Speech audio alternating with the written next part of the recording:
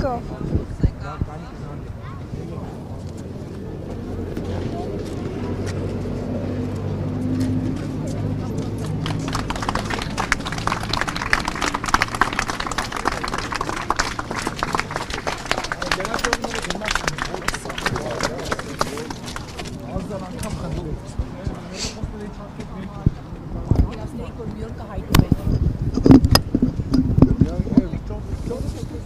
Բոլոր սցենարներն էլ հաշվառված եղել են,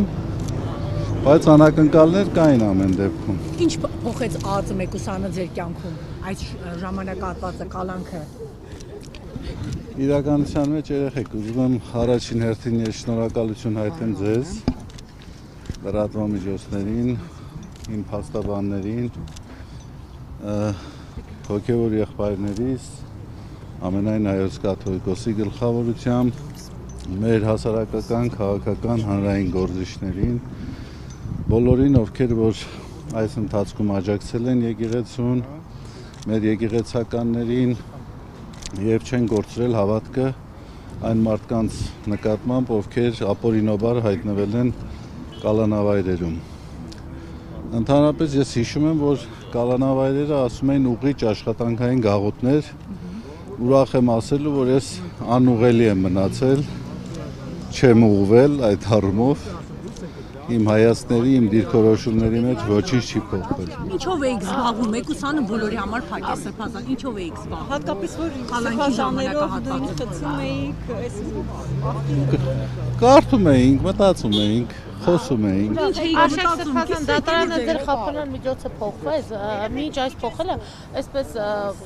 տարածում են փաստաբաններ, որ սա քաղաքական ավելի շատ հետապնդում է։ Ինչով է պայմանավորված, արդյոք կապում եք սա նախընտրական իրավիճակի հետ, որ փոխվեց խափանան միջոցը ձեր։ Դժվարանում եմ ասել, սուտ կասեմ, եթե ինչ-որ որոշակի պնդում կատարեմ, չգիտեմ ինչով է պայմանավորված, հեղինակներին պետք է հարցնել, թե ինչով է պայմանավորված, ես միայն գիտեմ, որ այն ինչ որ բոլորդ գիտեք, որ այն ամենը ինչ որ վերագրվել է ինձ, վերագրվում է բացարձակապես կապ չունի իրականության հետ եւ ընդամենը փորձ է ահաբեկելու, փորձ է վախ ներշնչելու, որը իհարկե որևէ ազդեցություն չի կարող ունենալ։ Ուրախ եք, որ մեկուսարանում չեք այլևս։ Ես մեկուսարանում էլ ուրախ էի։ Փաստորեն Բագրատ Սրբազանը մնաց միայնակ, Արշակ Սրբազան։ Այո, ամենա մեծ ափսոսանքը նաև այս պահին այդ է ինձ համար, որ Բագրատ Սրբազանը խցում առանձին մնաց եւ ուզում եմ, որ ամենքս էլ աղոթենք Բագրատ Սրբազանի հոգու ամրության, պնդության համար, որը իհարկե այս ընթացքում չի պակասել, ես կարող եմ ասել։ Եվ Աստված տա, մի օր մենք բոլորս մեր համար ցանկությունների արդյունքը կտեսնենք։ Մի բան գիտեմ, ասեմ, ավարտենք, վերջը լավ է լինելու,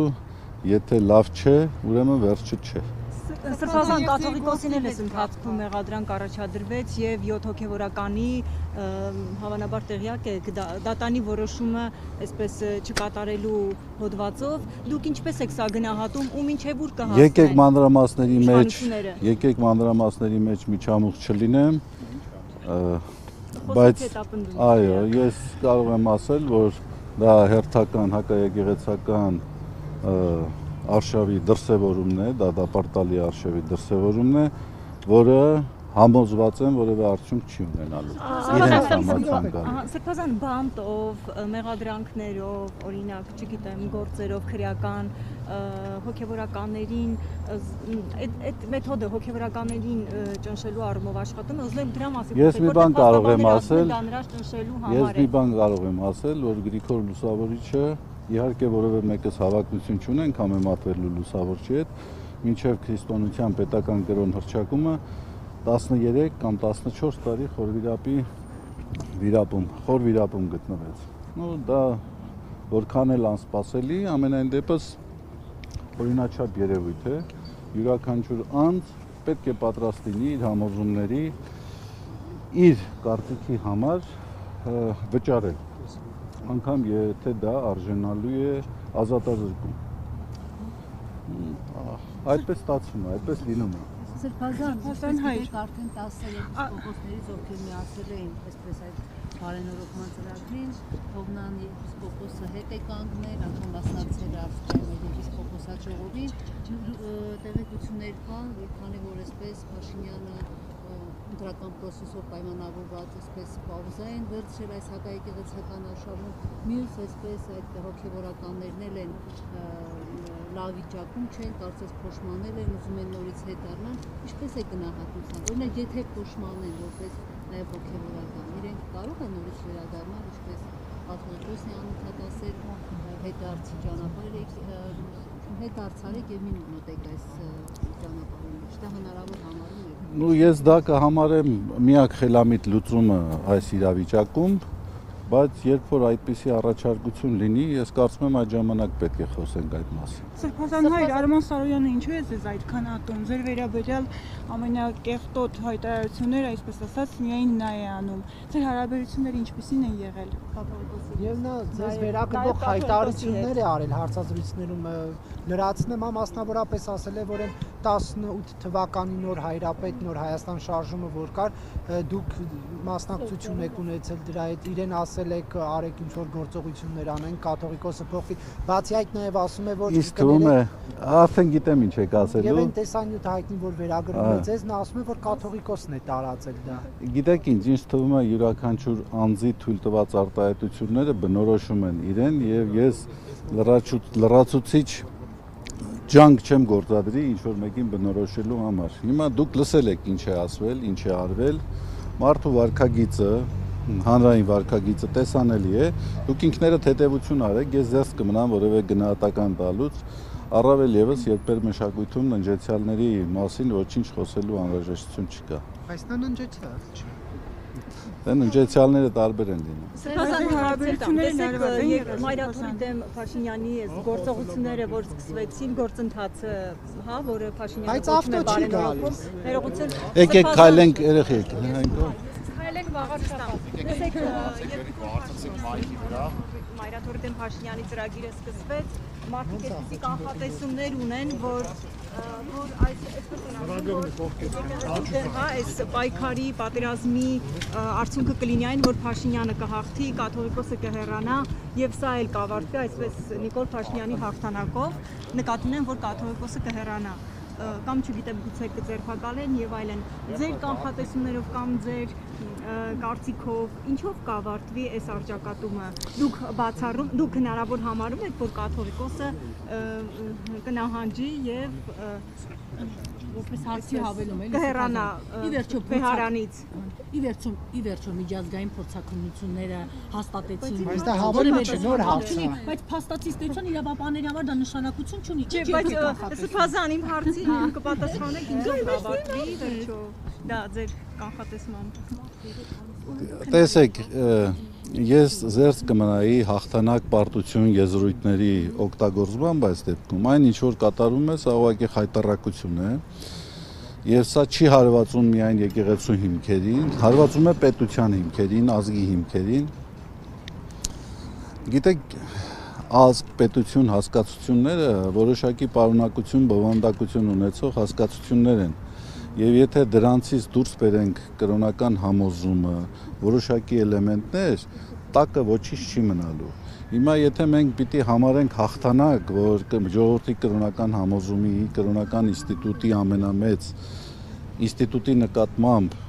ինչ որ ոտնձգություն է կատարում եւ դա որոշակի հաջողություն է ունենում, դա հաղթանակ է։ Ես կարծում եմ դա խորապես Պիրոսյան հաղթանակ է։ Ոչ մի հաղթանակ չի կարող այդպես կերտվել։ Իսկ ինչ վերաբերում է հաստատակամությանը մեր եկեղեցականներին, ամենայն հայոց կաթողիկոսին, ես ասել եմ վերջին մամուլի ասուլիսի ժամանակ, որ այն ինչ որ ես տեսել եմ, այն ինչին որ ես համոզված եմ, հնարավոր չէ, որ հետ քայլ կատարվի եւ նահանջ կատարվի թե կաթողիկոսի կողմից եւ թե այն հոգեվոր եղբայրների կողմից, ովքեր իրենց համոզումները հրապարակայնորեն արտահայտել են։ Բայց մտավախություն չունեք, որ ընտրություններին, եթե իշխանությունը նորից վերընտրվի, իրենց դիրքերը կամրապնդվեն եւ ավելի այսպես հուշկու այս գործընթացները կիրականացնեն։ Գիտեք ինչ, ես չեմ ուզում կանխատեսել, հատկապես երևույթներ կա, որոնք հիշեցնում են այդ հիմա գարնանամուտ է, չէ, գարնանամուտին այս ձմեռային ցրտից արթնացած ճանճի շարժումները, որոնք որևէ տրամաբանության մեջ չեն տեղավորվում։ Հիմա երբեմն իշխանությունների գործելավոճը ինձ դա է հիշեցնում։ Վարքագիծը որևէ տրամաբանության չի դիմանում։ Համենայն դեպս ես դժվարանում եմ գնահատել դա։ Ինչ է արվում, ինչի համար է արվում, ինչի վրա է վիճակը նետվում, դժվարանում եմ ասել։ Եվ Պոլսո հայոց պատրիարքը առաջարկել է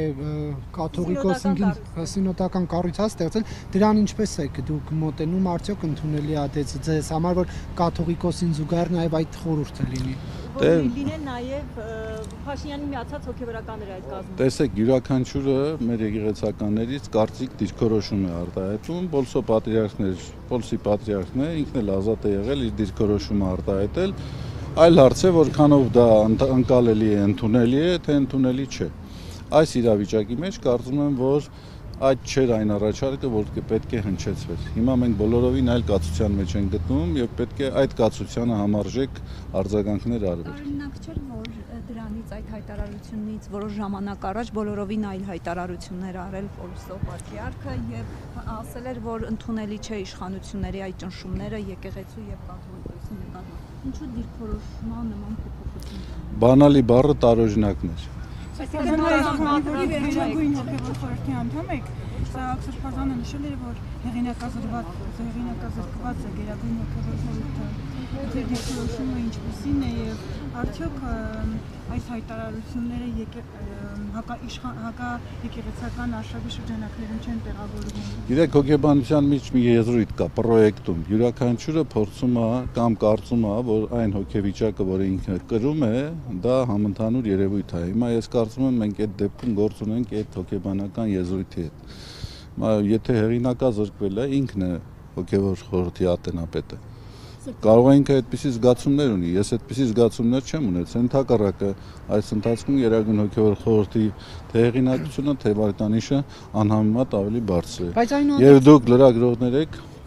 հանրային ընկալումներին շատ ավելի ծանոթ եք, կարծում եմ կհաստատեք իմ Պատրաստում եք հակընդդեմ հայց ներկայացնել կեղծված տեսանյութի տարածմանը, վերջո հերքելու, հա, նաև ձեր անվան հետ։ Ում համար հերքեմ։ Հանրությունը կարծում եմ միարժեք։ Ես բացարձակապես Հայաստանում գոյություն ունեցող արդարադատության նկատմամբ վստահություն չունեմ եւ չեմ կարծում, որ իմ նկատմամբ վստահությունը պետքա դատարանի որոշումով վերականգնվի։ Հանրային ընկալումների մեջ ես դա տեսնում եմ,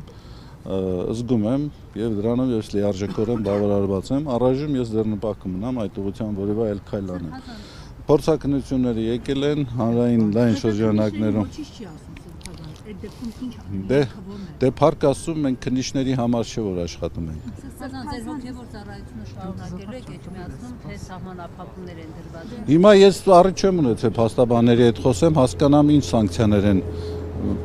կիրառում։ Բայց դուք դիվանապետի պարտականություններն էլի ստանձնելու եք, թե հիմա որ գնալ։ Դա նշանակողը ազատող է ամենայն հայոց կաթողիկոսն է։ Այսինքն չէ նկատում եմ սահմանափակում չկա այդ պարտականությունները կատարել։ Ես հիմա նոր դուրս եկա, ես տեղյակ չեմ։ Եթե տեղյակ եք, ասեք։ Հոգևոր խորհրդում ով է առաջարկել, որպեսզի կարգավորվի։ Դժբախտաբար ես խցից on-line հետևելու հնարավորություն չունեի։ Իսկ դուք ակներ եք տեղեկ շաբաթ առաջին բանը ինչն է լինելու, որ անելու եք։ Ինչ եմ անելու։ Գրանք կտեսնենք էլի։ Վեհապարին տեսնել, քանի որ փաստաբանները նշեցին, որ վեհապարը գործով վկայի կարգավիճակ չունի, դեռ 20 կիլոմետր 20 րոպե ժամանակ ունեմ կհասցնեմ մտածել։ Եվ դուք տեղյակ եք, որ այս կառույցը մի թուղթ է հրապարակել լրատվամիջոցներից մեկի միջոցով եւ նշում է, որ ամենայն հայոց կաթողիկոսի եղբայրը KGB-ի գործակալ է, կարոմականվամ, դրա հետ կապված ինչ կասեք, այդ թուղթը ինչ որ ինձ թվում է դրա մասին բավականաչափ խոսվել է, ասվել է եւ հատկապես եկեղեցու դեմ իրականացվող արշավի շրջանակներում այլևս կարիք չկա ես գնահատականներ տամ, հերթական դրսևորում է։ Ստորագրված թուղթ հրապարակեցին, որ Աննա ջան գներես բան եմ ճշտում, ստորագրված թուղթ հրապարակեցին, որ Եզրած Սրբազանը հանձն է առել հատուկ ծառայության հետ համագործակցել։ Այդ մասին հրապարակում հերքում չի եղել։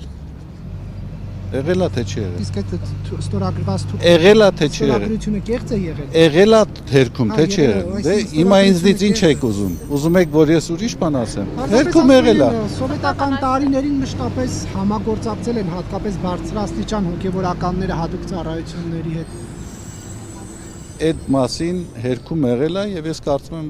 կարիք չկա այդ մասին ես որևէ արտահայտություն թույլ տամ։ Հերքվել է եւ գիտեք թե համատեքստը ինչ է, եկեղեցու նկատմամբ ինչպիսի գործողություններ են արվել, դրանցից հերթականներ։ Այստեղ պահվելու ընթացքում հատուկ վերաբերվում ձեր նկատմամբ եղել է աշխատակիցների կողմից, ինչպես է եղել վերաբերմունքը սրտասան։